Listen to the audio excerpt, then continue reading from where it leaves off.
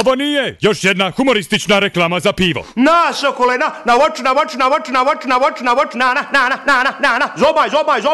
zobaj, na, Sokole, na. Pravo Hrvatinu ne treba žena da mu pere i kuva. Pravo Hrvatinu ne treba kredit u banki. Pravo Hrvatinu ne treba dobiti tiket u kladioncu. Pravo Hrvatu vlada otme sve čiji se radi kaj mojem ćaći. Pravo Hrvatu ne treba zna razliku među partizana i ustaša. Sve šta treba pravo Hrvatinu je pivo, uge, hrvatsko pivo za prave Hrvat. Odnijate ja, Sokola, ne uditelu. Uger, prvo hrvatsko pivo sa njemačkim imenom. Puni se u Češkoj, a radnike uvozimo iz Albanije. Ha, ha, ha!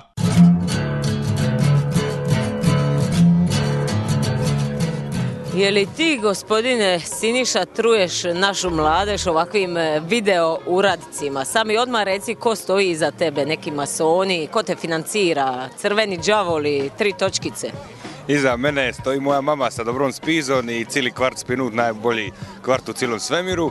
A što se tiče trovanja mladeži, pa mislim da nisam, jer ono što ja prikazujem, mislim da je to najmanji problem šta sve oni danas vide, čuju na televiziji, internetu i svugdje. Tako da mislim da ne trujem, a eto, nažalost oni nisu bili cilj ovih klipova, nego eto, došlo do njih, pa eto. Da ste vi desničar možda. Reci mi, šta su ti ukućani rekli kad su prvi put vidjeli ove tvoje uratke, YouTube trash sitcom uratke?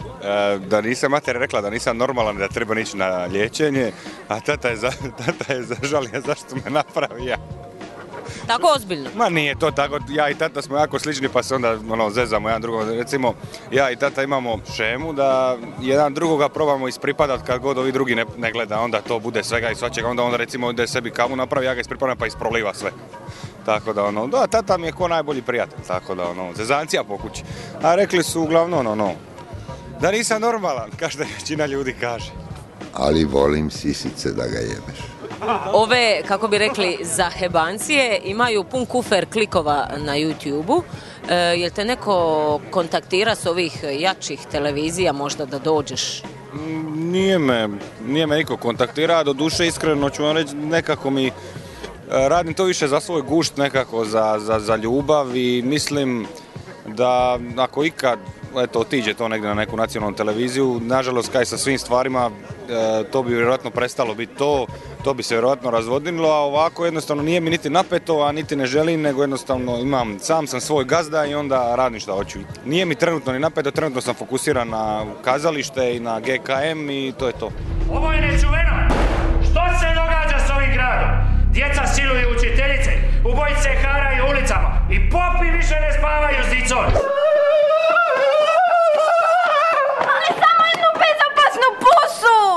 Jedini spas ovome posrnulom gradu su dvojica suspendiranih policajaca.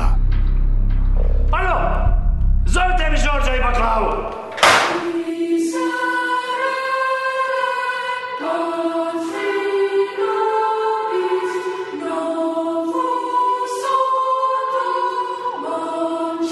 Jer za borbu protiv ovakvog zla potrebna je drugačija vrsta zla.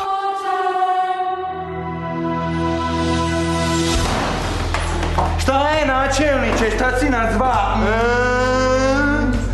Maknuo sam vas sa suspenzije. Znaš šta, pedere? Mi preuzimamo policiju.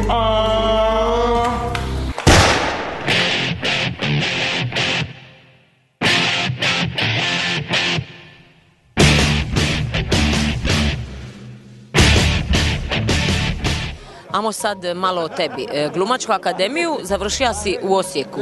Reci mi kako si se uopće našao u Osijeku i kakav je studentski život u gradu na Dravi? Osijek je definitivno jedan predivan grad, ljudi su toplog srca, predivni, stvarno nisam vidio tako dobre ljude i kulturne gori. Jedino eto recimo to kako se kaže, snijeg ili bijelo G, toga mi je bilo puna kapa jer sam polomija se ko nika u životu kad se smrzne ona ledena kiša pa onda polomi se ko sam vraga. Što se tiče same umjetničke akademije u Osijeku, mislim da sam dosta toga naučio i najviše definitivno od profesora Bore Stjepanovića. To je jedan izvrstan profesor i eto, gori me život odveja, gori sam završio, sva sreća, uspio se vratiti u svoj Split i zaposlija se, dobija posao, ali je da Osijek klip, sve to i da su ljudi super, ali Split je Split, kad se rodiš sa srcem splitskim, nema dalje. Split, evo.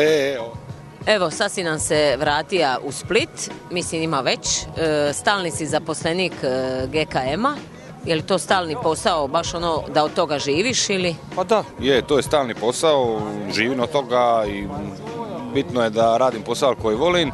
Što se tiče koji svaki glumac, mi nemamo doduše ugovor na neodređeno vrijeme, mi dobivamo ugovor svake 2 godine, pa onda eto, svake 2 godine se produžuje ugovor. Kad se skupi 20 godina staža, onda se dobiva znači ugovor na neodređeno vrijeme, a o tom potom, ko će biti za 10 godina, 5, 6, nikad se ne zna. Za sada je meni dobro di sam, ja guštan i meni je lipo, radim posao koji volim, imam izvrsne kolege s kojima guštan radim, ko mala familija smo i tako da mi je baš ono, srce ovoliko. Mi smo ti kao Big Brother. Autor si i redatelj vlastite lutkarske predstave, o čemu se točno radi?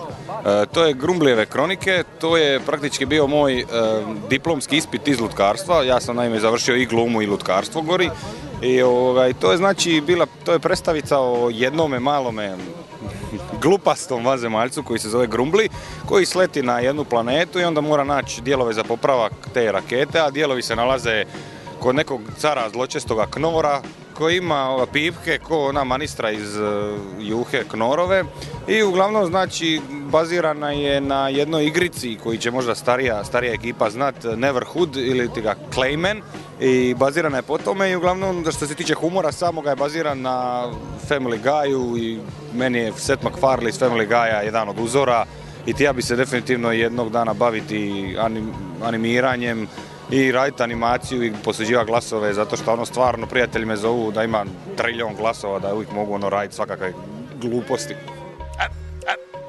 U životinjskoj farmi koja je osvojila srca splitske publike glumiš konja boksera. Je li ti to možda zbog tolike popularnosti te predstave jedna od dražih uloga?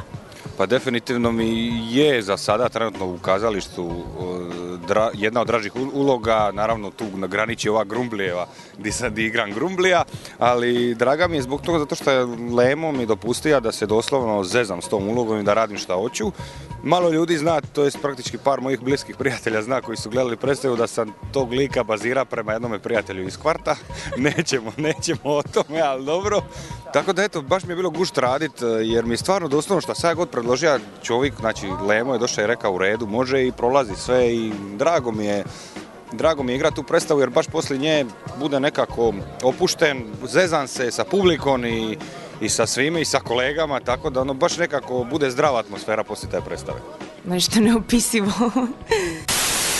Dragi, vidi, kupila sam ove štikle, uzare, alo, vidi, 15 cm na popustu, daj pogledaj.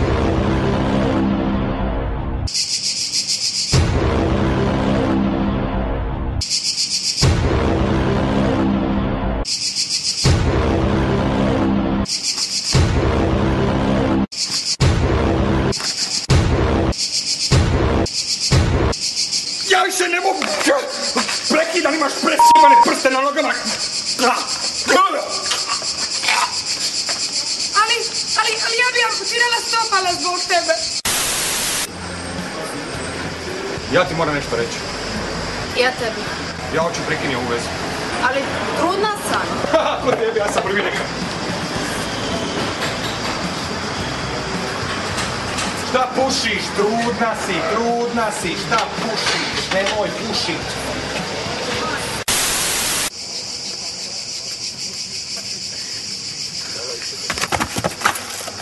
Sad ćemo vas opljačkat i silovat, a tebe, momak, 2 puta. A jeli,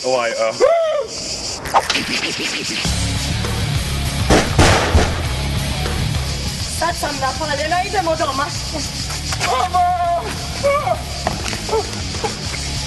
Pretpostavljam da ima puno smija na snimanju ovih klipova, jer se ono baš dobro zabavljate pri snimanju. Ima dosta toga, bude nam recimo za jedan klip materijala možda 9 minuti, bude sat vremena tog sirovog materijala od kojeg ima znači jedno pola sata smijanja jer se jednostavno ne možemo suzdržati koliko je to nevezano sa realnošću, ti naši klipovi ideje, nevezano sa bilo kakvom pameti i mozgom i onda jednostavno idemo sa tim i onda se uvatimo smijuljiti, ali najgore je kad se na silu pokušavamo smiriti da se ne smijemo, onda nikad ne uspijemo i onda uvijek naravno u po scene neko pukne i onda moramo ispočetka, tako da to je. Gušt je raditi, gušt se i smijati, to je zdravo kad se i smijemo i na snimanju, a pogotovo kad se usred predstave nekome desi da umre od smija, to je jedan od najljepših momenata u kazalištu i te momente ja cijenim u životu kad recimo publika skuži da ti trebaš izgledati ozbiljno, ali umireš od smija i publika to nagradi aplauzom i oni su isto sretni i lipo i njima vidi da kad se ti zabavljaš na sceni, onda će se i oni zabavljati na sceni. Svi smo najsretniji kad imamo najmanje para. Pojavio si se u spotu Jelene Rozge, jel ti se sviđa Jelena? Jelena, da, lijepa cura, nije moj tip, bilo je fino snima s njom i to je radija Gitak TV koji su izuzetno talentirani momci, bilo mi je gušt radi s njima. Sa njima uvijek ću bilo kakve spotove raditi za bilo koga jer su to po mom mišljenju jedni od najtalentiranijih momaka u Hrvatskoj što se tiče snimanja bilo kakvih komičnih stvari i veliki sam obožavatelj Gitka TV i jako ih cijenim. To zna i gospodin Kerum. Ti vodiš i glumačku radionicu, kako to izgleda, ko to pohađa, mogu li na primjer ja sad doći i pokažati kod tebe satove glume? Možeš ti doći bez problema, samo moraš uzeti obzir da su tu uglavnom studenti, a ima možda i jedno ili dvoje starijih, ovako malo pinkicu, skužaj malo. Ali uglavnom to je znači dramska radionica koja se odvija subotom u Gradskom kazalištu mladih, znači glumačke vježbe glasa, govora, pokreta, ima i nekih lutkarskih vježbi i uglavnom pomažem mladima da im, znači da se oslobode na sceni, naravno to je i do duše i za određene ljude odskočna daska, ako se žele baviti ovim poslom, recimo 3 ljudi koje sam stvarno intenzivno priprema, zapravo 4 ljudi koje sam zapravo intenzivno priprema za akademiju, 3 ih je upisalo, sad su već 2. godina. Može biti jedan lijep početak za nekoga ko se želi baviti jednog dana ovim poslom. Ne mogu do duše ići dosta profesionalno jer opet razlika je raditi sa recimo ljudima koji nisu na neki način obrazovani, glumački obrazovani, sa recimo glumcima kad se radi. Znači to je kako se ponašati na sceni, kako recimo se osloboditi, makni se treme, makni se nekih svojih privatnih tikova. Znači uglavnom, a neki naravno tu dolaze zbog hobija, a neki da nauče nešto, pa tako da ima za sve. Ako želiš imati prijatelja, kupi pasa. Imaš li kakvih planova za bližu i dalju budućnost?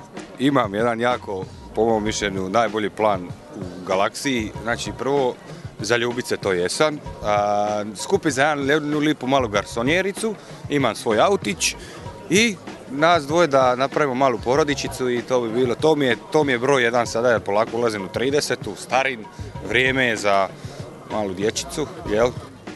Eto, to mi je plan, znači smirit se, skrasit se negdje, sad o tom potom koliko će biti uspješan u tome, da ili ne, vidit ćemo što se tiče poslovnih planova, dobro mi je u kazalištu, ne bi minja to za ništa, lipo mi je, tako da eto, planova baš nemam.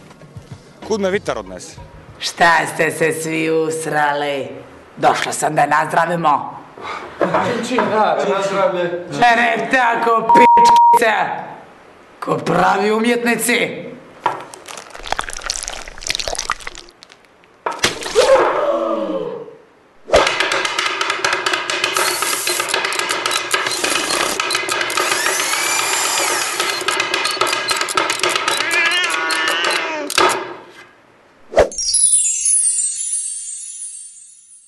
Ajmo! Ko će prvi vući?